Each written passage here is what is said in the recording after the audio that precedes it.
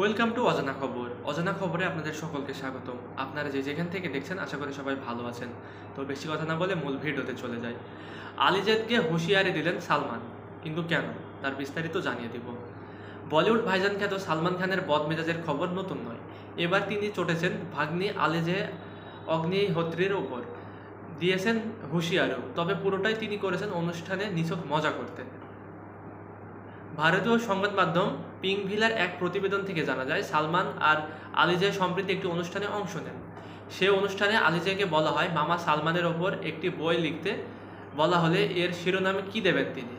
এমন প্রশ্নের জবাবে আলিজে দেওয়ার আগেই সালমান বলেন, আমি ওকে আমার ওপর কোনো বই লিখতে দিব না। যদিও এমন হুঁশিয়ারি মামা সালমান মজা করে দিয়েছেন আলিজেকে। এরপর আলিজা বলেন, অভিনেত্রী না হলে একজন পরিচালক হতেন তিনি, আর এক্ষেত্রে মামা সালমানের সঙ্গে কাজ করতেই বেশি আগ্রহী। উল্লেখ্য, বলিউড মেগাস্টার সালমান খানের ভাগ্নি আলিজে অগ্নিহোত্রী থ্রিলার নাটক ফারে দিয়ে অভিনয় জগতে প্রবেশ করেন।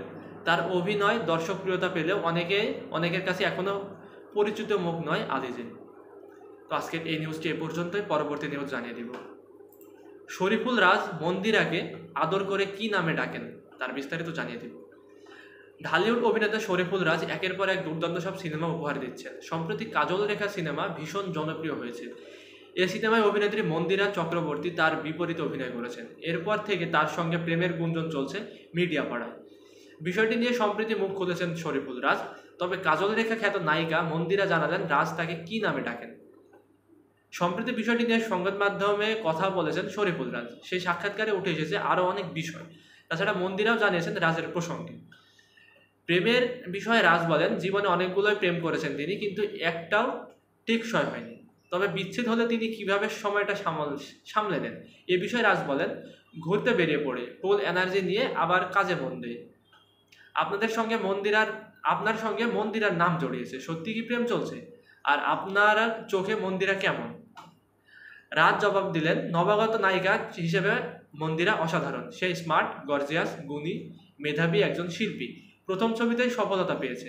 আমাদের ছবি প্রচারণায় একসঙ্গে বের হতে হয়, এজন্য মানুষ এগুলো গুঞ্জন ছড়াচ্ছে প্রেম নিয়ে। এটা সব ছবির সময়ই হয়ে থাকে। সব নায়ক নায়িকাদের নিয়েই এমন গুঞ্জনের রেওয়াজ আছে। এদিকে সংবাদ মাধ্যমে মন্দিরা জানিয়েছেন রাজ তাকে ব্রো, বেব এই দুটো নামে ডাকেন। মন্দিরাকে প্রশ্ন করা হয় বেব ডাকার কারণ কি, তিনি বলেন এটা রাজকে জিজ্ঞেস করতে হবে। মন্দিরা আরও জানিয়েছেন তাদের বন্ধুত্বের সম্পর্কটা দারুণ। বন্ধুত্বের সূত্রপাত কাজল রেখা সিনেমার পর থেকে। প্রসঙ্গত, কাজল রেখা সিনেমায় রাজ মন্দিরা ছাড়াও অভিনয় করেছেন রাফিয়াত রশিদ মিথিলা, সাদিয়া আয়মান, খায়রুল বাশার, ইরেশ জাকের, আজাদ আবুল কালাম প্রমুখ। তো আজকের ভিডিওটি এই পর্যন্তই। পরবর্তী ভিডিও না আসা পর্যন্ত অজানা খবরের সঙ্গেই থাকুন। ভালো থাকুন, সুস্থ থাকুন। Take care. আল্লাহ হাফেজ।